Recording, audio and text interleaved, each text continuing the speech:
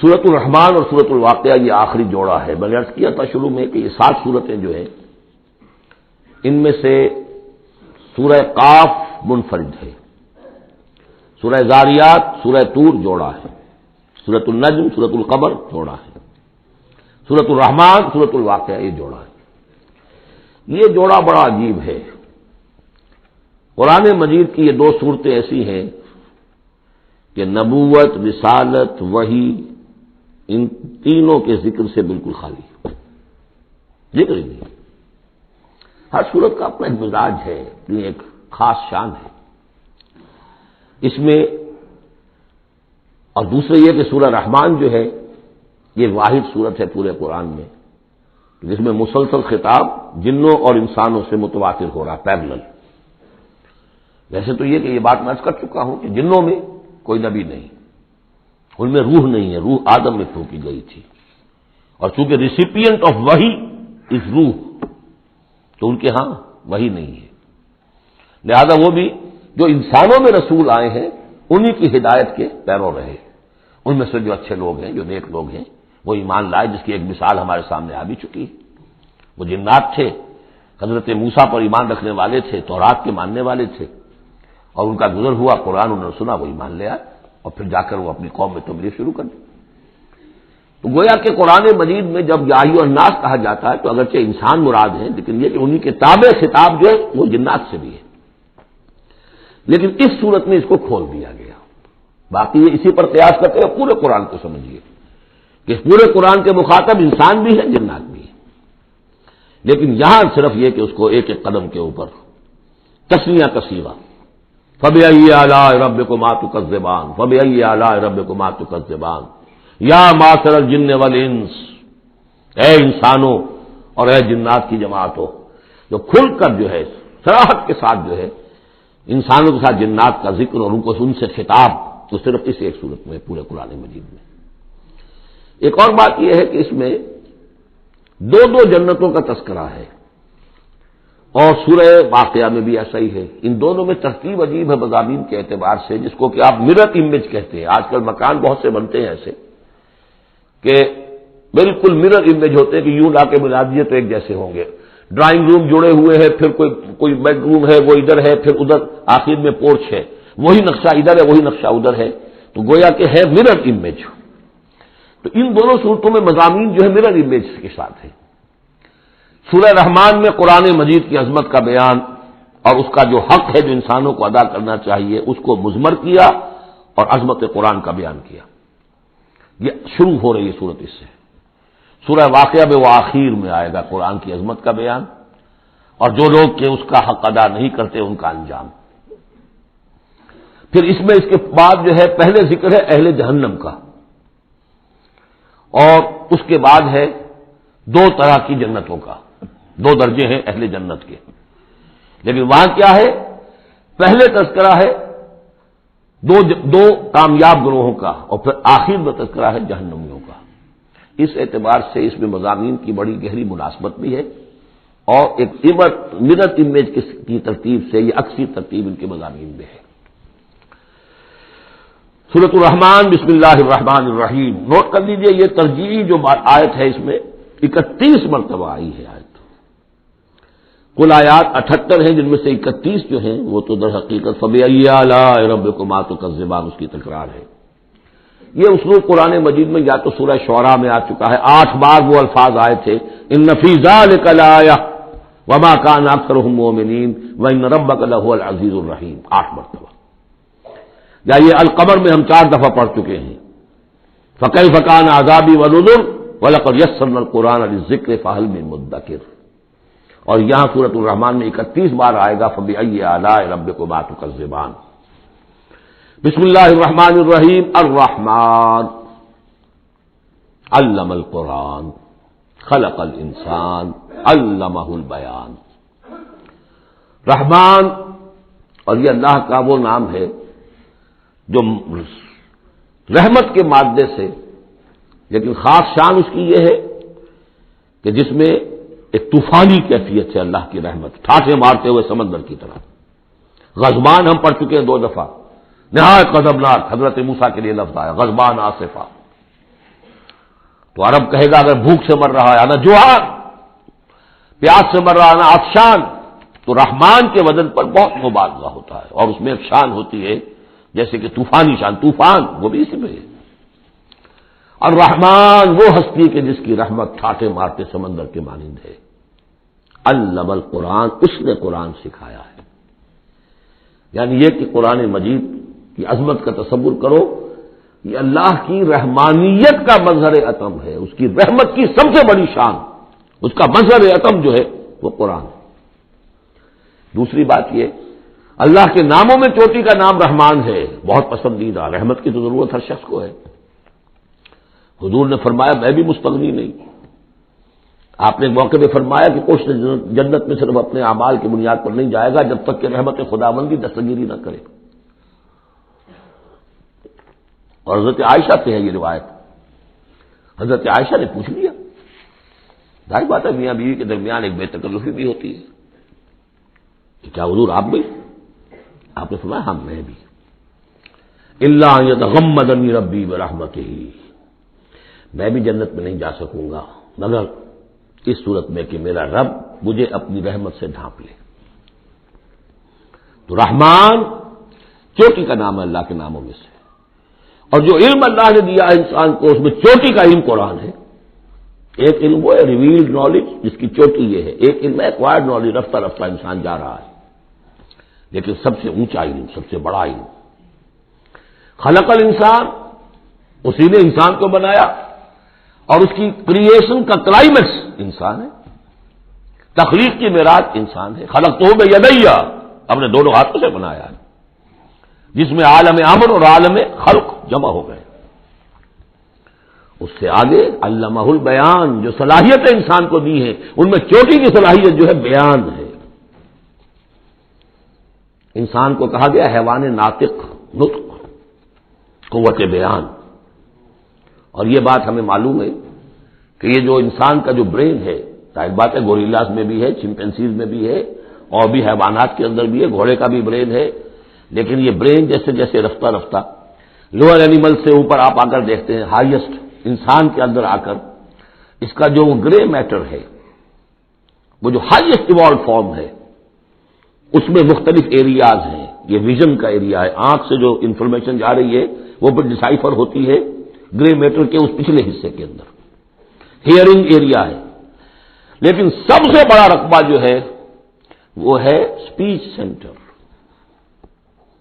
اور اس کے دو حصے ہیں، دوسرے کی بات سننا اور سمجھنا، پھر اپنی بات کہنا، یہ دو ایسپیکٹس ہیں اس کے۔ تو اسپیچ سینٹر، اس میں دونوں چیزیں آ جائیں گی، کلام کا فہم اور پھر کلام کو دوسروں تک پہنچانا۔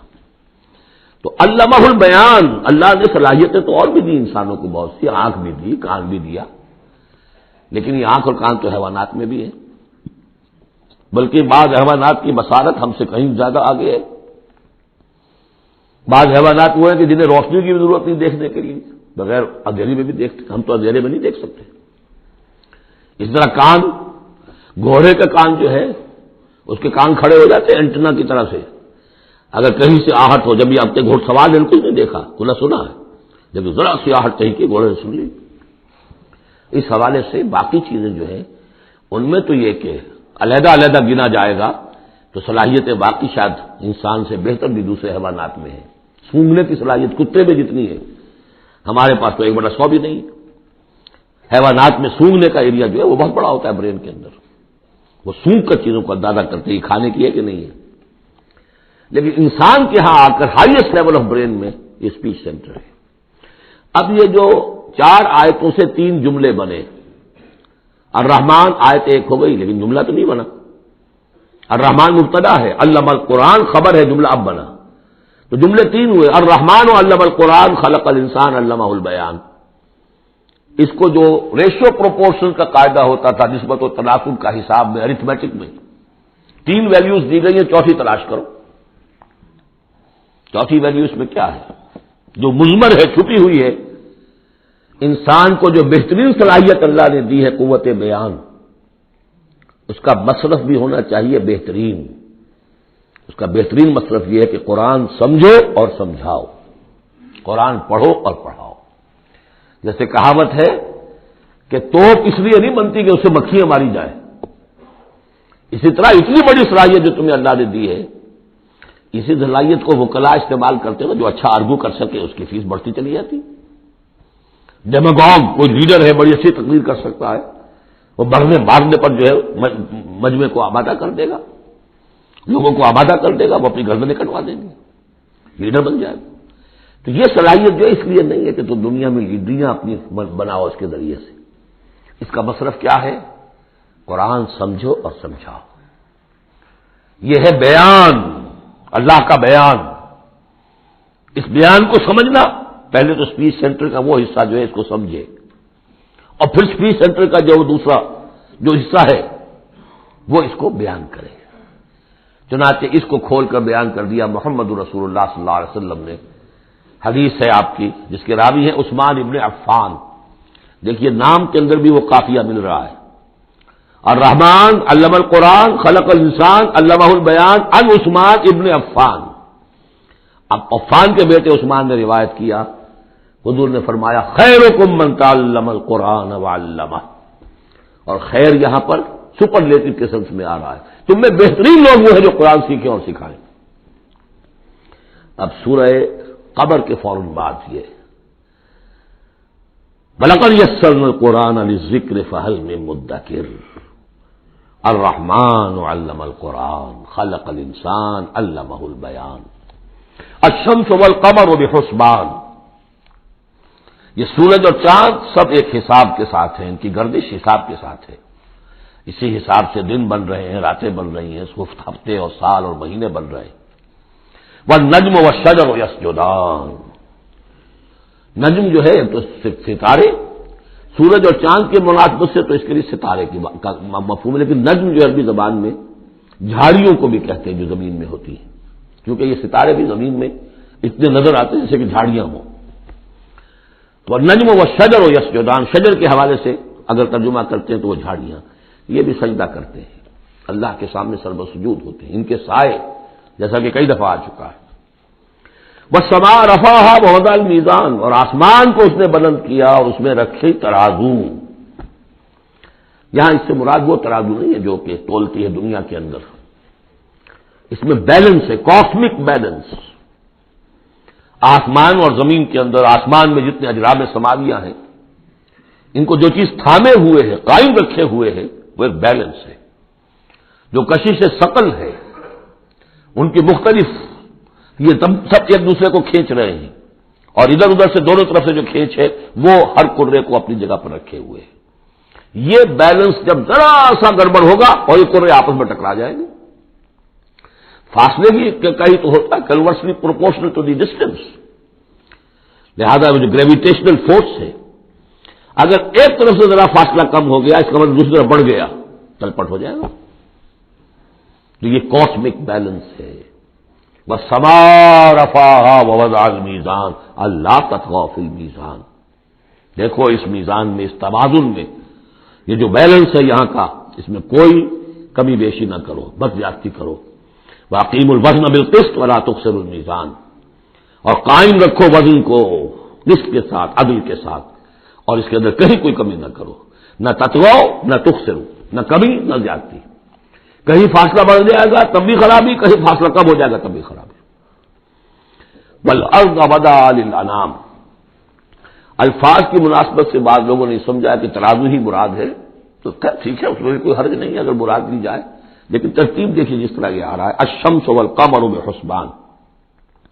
اب اس کے حوالے سے یہ گویا کہ کاسموس کی بات ہو رہی ہے، اس کاسموس کی بات کے بعد نیچے اتر کے وَالْأَرْضَ وَضَعَهَا لِلْأَنَامِ، تدریجاً نیچے آ رہے ہیں، اور زمین کو ہم نے بنا دیا، رکھ دیا لوگوں کے لیے، پست کر دیا، ان کے قدموں میں بچھا دیا اپنی مخلوقات کے لیے، اور مخلوقات میں انسان بھی ہیں، جنات بھی ہیں۔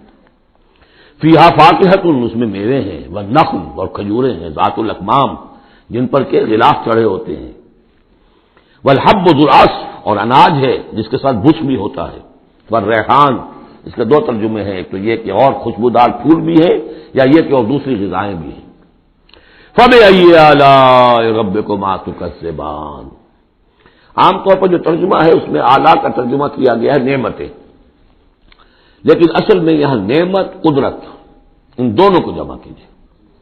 کہیں وہ نعمت کا تذکرہ ہے، کہیں اللہ کی قدرت کا ذکر ہے، اس کی قدرت کی نشانیاں ہیں. فَبِأَيِّ آلَاءِ رَبِّكُمَا تُكَذِّبَانِ، تو تم اپنے رب کی کون کون سی نعمتوں اور قدرتوں کا انکار کرو گے. تکذبان صیغہ ہے تثنیہ کا، دونوں سے خطاب ہو رہا ہے، انسانوں سے اور جنوں سے، اور یہ بات آگے چل کر واضح ہو جائے گی. خلق الانسان من صلصال کالفخار، ہم نے بنایا انسان کو اس صلصال سے، اس سوکھی ہوئی خشک مٹی سے، وہ گارا سنا ہوا گورا، صلصال من حمإ مسنون، اور جب وہ اتنا سوکھ گیا کہ کھنکنے لگا، کالفخار جیسے ٹھیکرا ہوتا ہے، اسے بنایا. وَخَلَقَ الْجَانَّ مِن مَّارِجٍ مِّن نَّارٍ، اور جنات کو ہم نے بنایا آگ کی لپٹ سے، جس کو کہ ہم اس سے پہلے پڑھ چکے ہیں سورہ ہجر میں، نار السموم، لو جیسی ہوتی ہے جس کے اندر کی آگ ہوتی ہے. تو ایسے ہی وہ جو فلیم ہوتا ہے، شعلہ، اس کا ایک حصہ تو ہے جو نظر آتا ہے اور ایک حصہ وہ جو نظر نہیں آتا. وہ جو اوپر کا حصہ ہے وہ ہے جب سب سے زیادہ ہیٹ ٹیمپریچر ہائیسٹ وہاں ہوتا ہے، وہ ہے مارج من نار. فبأي آلاء ربكما تكذبان، رب المشرقین و رب المغربین، وہ رب ہے مشرقوں کا بھی، دونوں مشرقوں کا اور دونوں مغربوں کا. یہ تسمیہ کی جو مناسبت سے یہاں پر مشرقین و مغربین کا، کہیں مشارق والمغارب ہے، رب المشارق والمغارب، کہیں مشرق و مغرب ہے، اور یہ سب ٹھیک ہے. مشرق و مغرب واحد کی حیثیت سے بھی درست ہے. اور مشرقین اور مغربین، اس وقت کا جو مشرق ہے جہاں سورج نکل رہا ہے، اس کے مقابلے میں مغرب ہے جہاں وہ ڈوبے گا. لیکن وہی مغرب وہ مشرق ہے دوسرے، ہمارا جو پیچھے جو حصہ ہے گلوب کا، اس کا مشرق ہے، اور جو ہمارا مشرق ہے وہ اس کا مغرب ہے. تو دو مشرق دو مغرب. پھر یہ کہ ہر نقطہ جو ہے زمین پر وہ مشرق بھی ہے مغرب بھی ہے. کسی نہ کسی وقت وہاں پر سورج جو ہے طلوع ہو رہا ہے، کبھی وہاں پر غروب ہو رہا ہے. تو مشارق والمغارب. لیکن یہاں پر تسمیہ کی مناسبت سے رب المشرقین و رب المغربین، دونوں مشرقوں کا رب مالک اور دونوں مغربوں کا. فبأي آلاء ربكما تكذبان، مرج البحرین یلتقیان، اس نے چلا لیے دو دریا جو آپس میں ملے ہوئے بھی ہیں، بینہما برزخ لا یبغیان، لیکن ان کے مابین ایک ایسا پردہ حائل ہے کہ وہ ایک دوسرے میں گھستے نہیں ہیں، داخل نہیں ہوتے، اپنی حد کے اندر رہتے ہیں.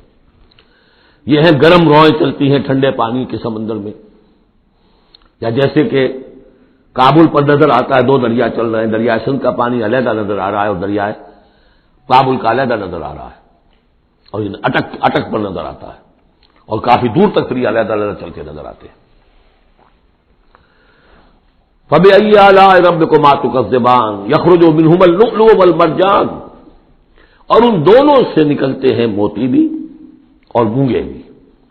فبأي آلاء ربكما تكذبان وله الجوار المنشآت في البحر كالأعلام، اور اس کے لیے ہی ہے، اللہ ہی کی ملکیت ہے وہ پہاڑ جیسے جہاز، جوار المنشآت جو اونچے کھڑے رہتے ہیں اور سمندر میں ایسے ہوتے ہیں جیسے پہاڑ. پچھلے زمانے میں بھی تو اگرچہ بادبانی ہوتے تھے، جب بادبان کھل جاتے تھے تو بڑی اونچی اونچی جو ہے بادبان ہوتے تھے، ان کے پہاڑ کی طرح پہاڑیاں چھوٹی چھوٹی. اور آج جو کچھ چلتے ہیں بڑے بڑے جہاز، ان کو تو دیکھیں تو واقعی تو وہ پہاڑ ہوتے ہیں سمندر میں. فبأي آلاء ربكما تكذبان كل من عليها فان. اب یہ جو یہاں آئی ہیں اب تک آیات، اللہ کی صنائی، اللہ کی قدرت نوٹ کریں گے جب ہم سورہ واقعہ پڑھیں گے. پہلے آیا ذکر قرآن، اس کی عظمت، اور اس کا جو ایک مضمر ہے چیز کہ انسان کو اس قرآن کی عظمت اور فضیلت کو سمجھ کر، اگر اللہ نے وہ جو شعر علامہ اقبال کا، اگر یک قطرہ خون داری اگر مجھتے پرے داری، بیا با من تو آ موزم طریق شاہ بازی را، اگر تمہارے جسم میں کوئی قطرہ خون ہے اور کوئی مٹھی بھر پر بھی تمہیں دے رکھے ہیں، اے چڑیا اے بیا، آؤ کہ میں تمہیں شاہ بازی کے طریقے سکھاؤں. اسی طریقے سے اگر تمہیں بولنے کی صلاحیت دی ہے اللہ نے، تو اس کا مصرف کیا ہے؟ خیرکم من تعلم القرآن وعلمہ، سمجھنے کی صلاحیت دی ہے قرآن سمجھو، بیان کرنے کی صلاحیت دی ہے بیان کرو قرآن کو. پھر یہ کہ اللہ تعالیٰ کی تخلیقی قوت، اس کا تذکرہ ہوا۔ وہاں آپ دیکھیں گے یہ بالکل الٹی یہی ترتیب ہوگی، آخر میں قرآن مجید کی عظمت، اس سے پہلے اللہ کی تخلیقی عظمت، اللہ کے یہی جو اعلیٰ ہے، اس کے بعد اب پہلے جہنم والوں کا تذکرہ یہاں ہو رہا ہے، وہاں بعد میں ہوگا۔ فرمایا کل من علیہا فان، جو بھی ہے اس زمین پر جو بھی مخلوقات ہیں سب فنا ہونے والی ہے۔ وَيَبْقَى وَجْهُ رَبِّكَ ذُو الْجَلَالِ وَالْإِكْرَامِ، باقی تو رہے گا صرف تیرے رب کا منہ، تیرے رب کا چہرہ، جو بہت بزرگی والا ہے اور بہت عظمت والا ہے۔ اب یہ کہ اللہ کا چہرہ ہم کیا اس کو نہیں سمجھ سکتے، آیات متشابہات میں سے ہوگا۔ جو اس کا مفہوم سمجھیں گے وہ یہ ہے اللہ کی ذات باقی،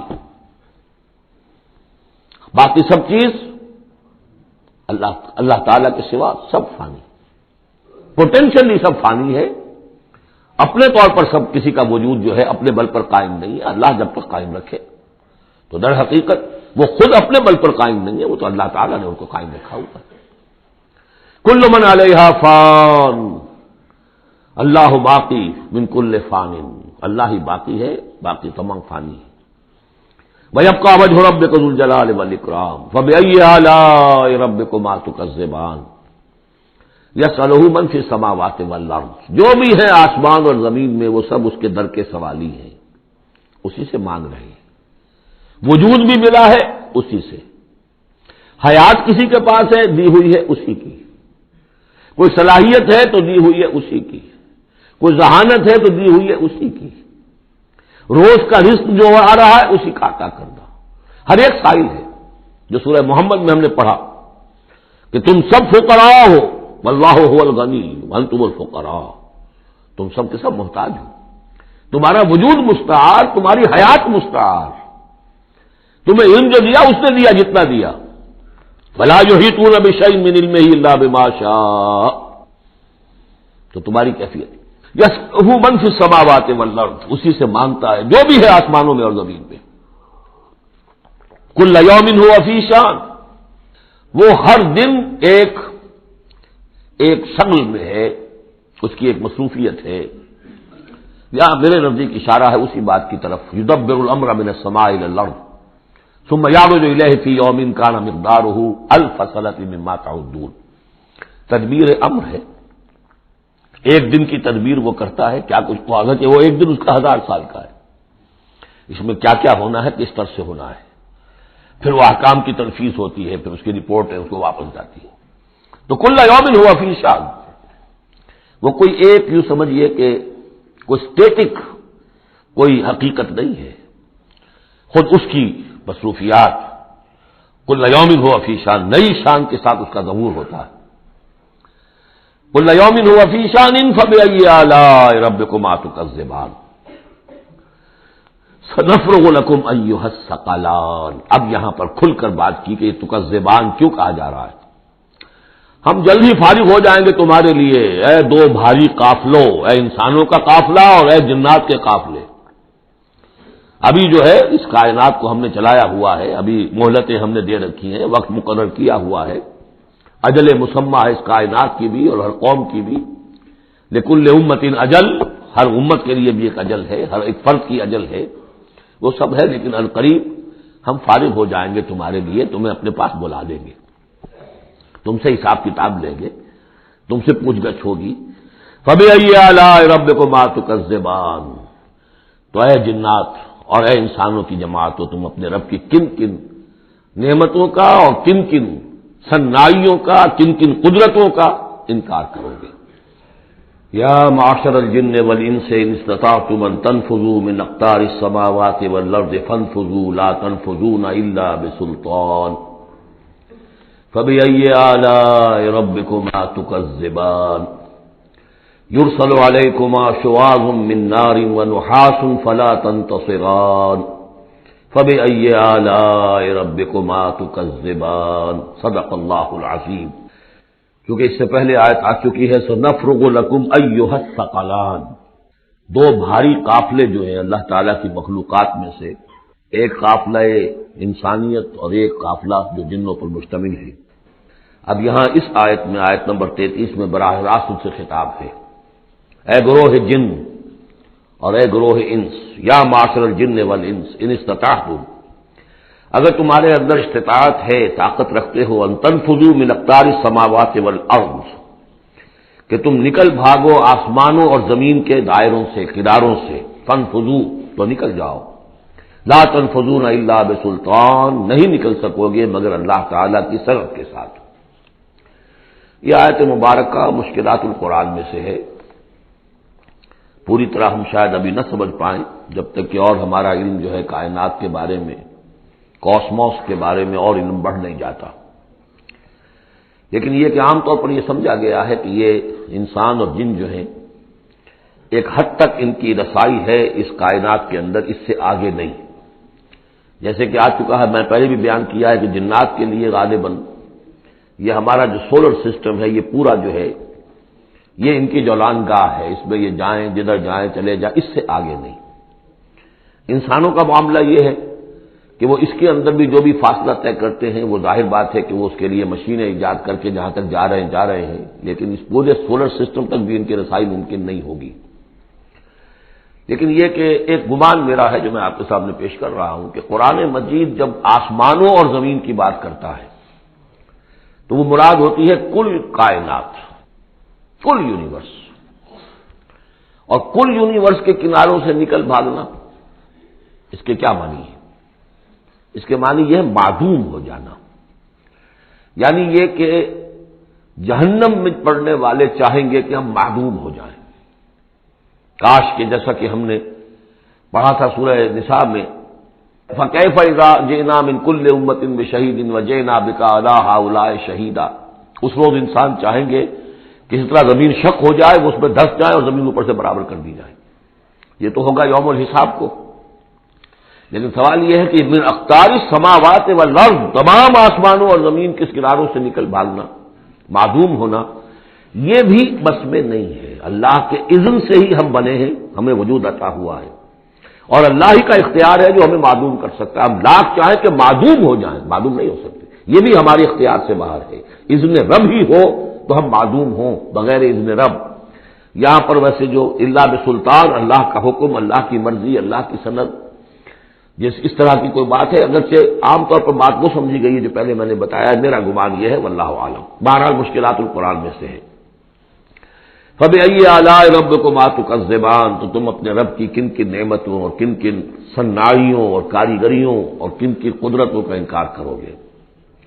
یُرْسَلُ عَلَيْكُمَا شُوَاظٌ مِّن نَّارٍ، تم پر پھینکے جائیں گے شعلے بھڑکتے ہوئے آگ کے، وَنُحَاسٌ، اور دھواں ملا ہوا، وہ آگ جس میں کہ دھواں ملا ہوا ہو، فَلَا تَنتَصِرَانِ، پھر تم بدلہ نہیں لے سکو گے۔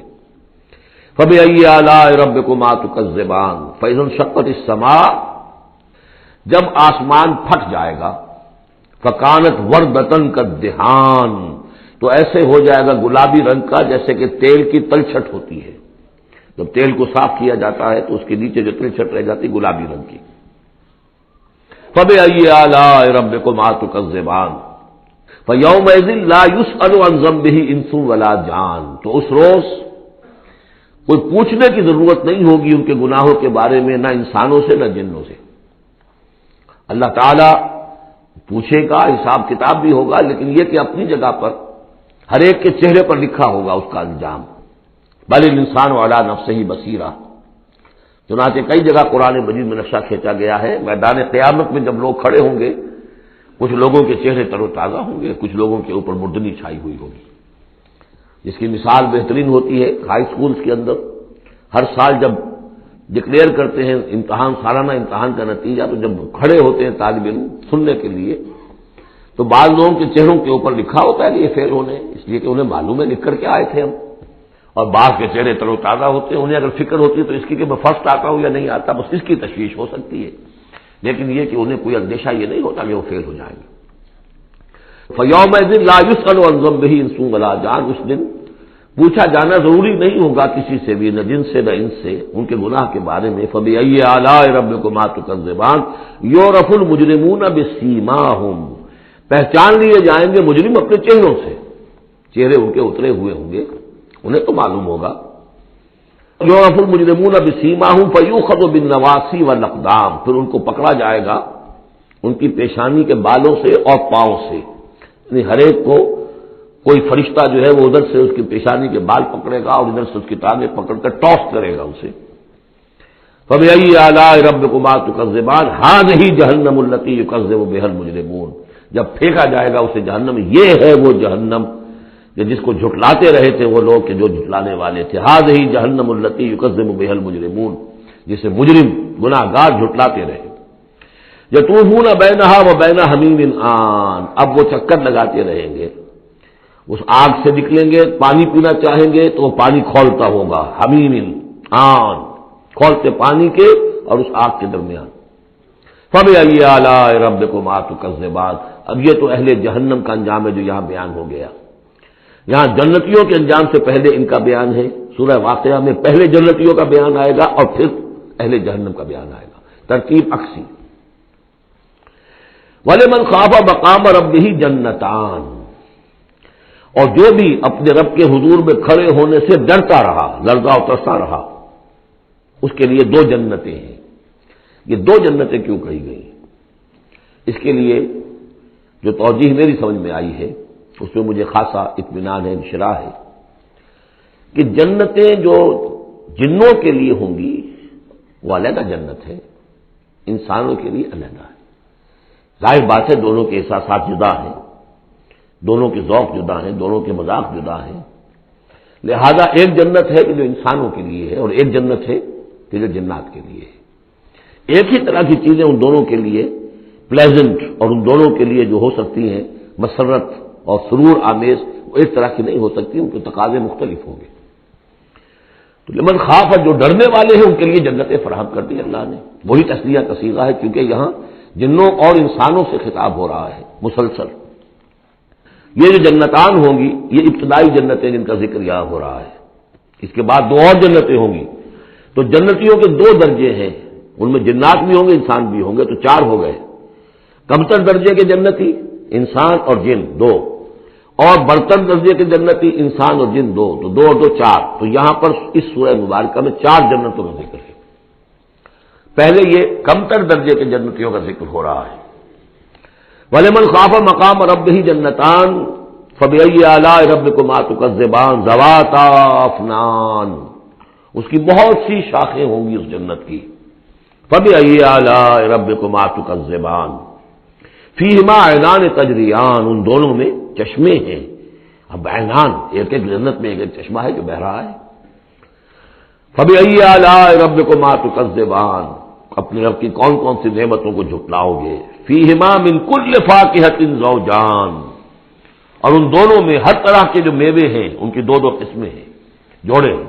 فَبِأَيِّ آلَاءِ رَبِّكُمَا تُكَذِّبَانِ مُتَّكِئِينَ عَلَىٰ فُرُشٍ بَطَائِنُهَا مِن اسْتَبْرَقٍ وَجَنَى الْجَنَّتَيْنِ دَانٍ، اور وہ وہاں تکیہ لگائے ہوں گے، سہارا لگائے ہوں گے ایسے فرشوں پر کہ جن کے استر بنے ہوئے ہوں گے گاڑھے ریشم کے، استر ہوں گے گاڑھے ریشم کے، تو جو ان کا اصل جو اوپر کا حصہ ہوگا وہ کس شے کا ہوگا، گویا کہ وہ تمہارے تصور سے باہر ہے۔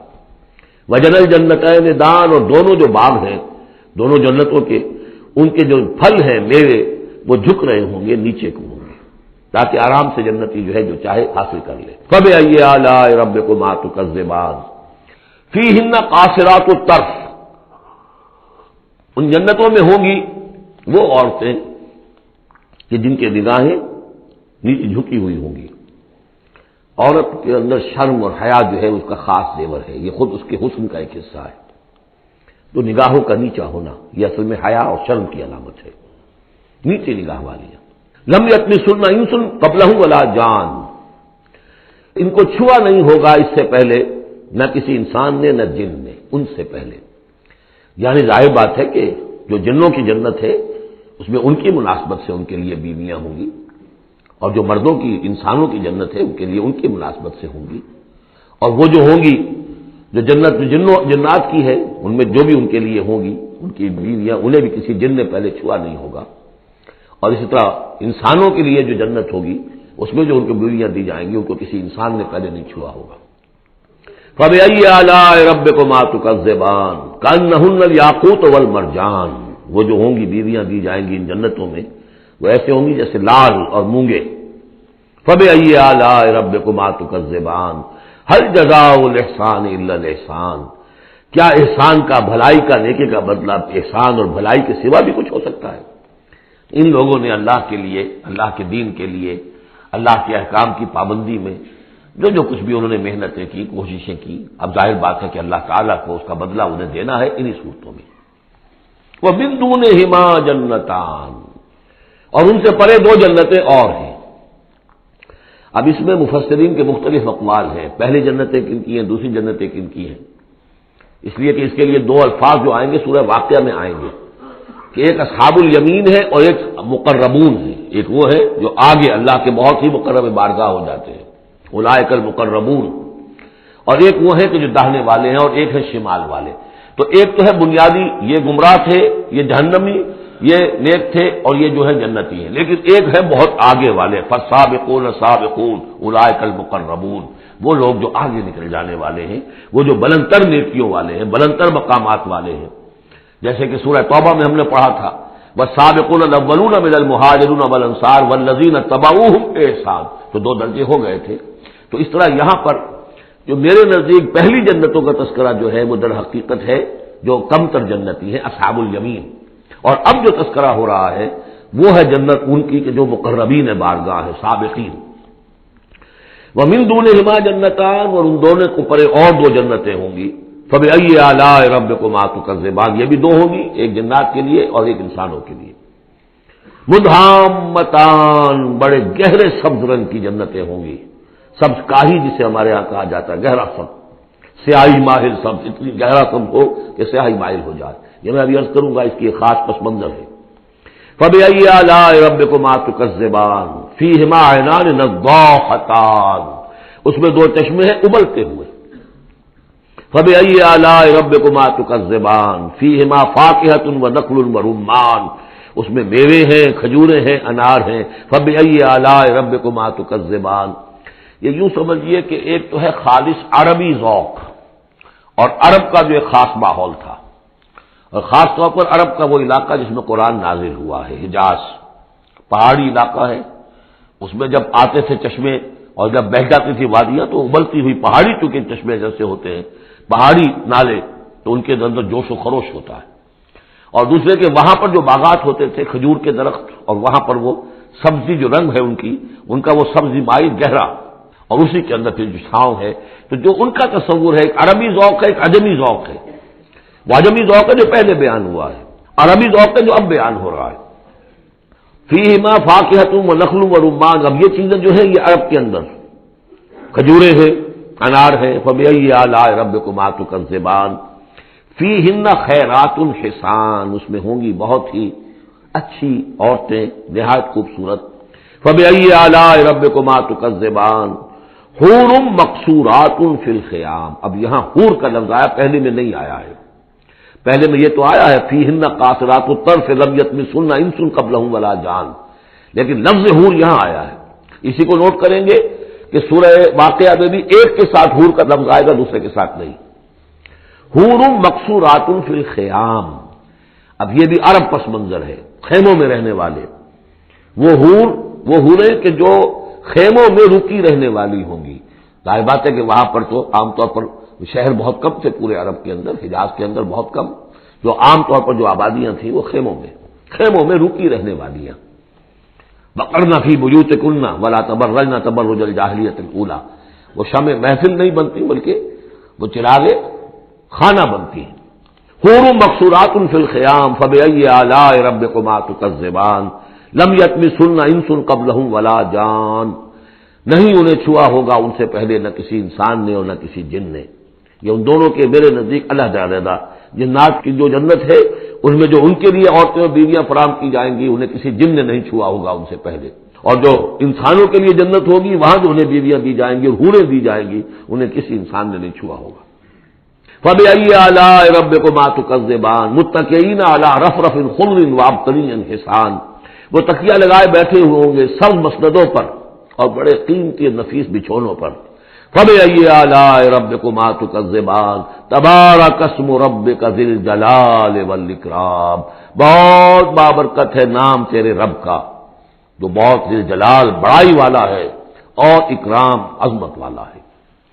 اب اس میں آپ نے دیکھا نبی، رسول، کتاب، کسی کا کوئی تذکرہ نہیں، اللہ اور آخرت، جنت اور دوزخ، باقی اللہ کی کریٹو جو اس کی ایکٹیویٹی ہے، آیات آفاقیہ، آیات انفسیہ، تذکیر بآلاء اللہ، ان کا ذکر ہے۔ تو منفرد ہیں یہ صورتیں دونوں اس اعتبار سے، اور جوڑا ہونے کی وہ نسبت آپ کو بڑی نمایاں نظر آئے گی اس میں۔ وہ مضامین جو یہاں آئے ہیں ایک ترتیب سے، یہاں اس کی عکسی ترتیب سے۔ بارک اللہ لی و لکم فی القرآن العظیم و نفعنی و ایاکم بالآیات والذکر الحکیم۔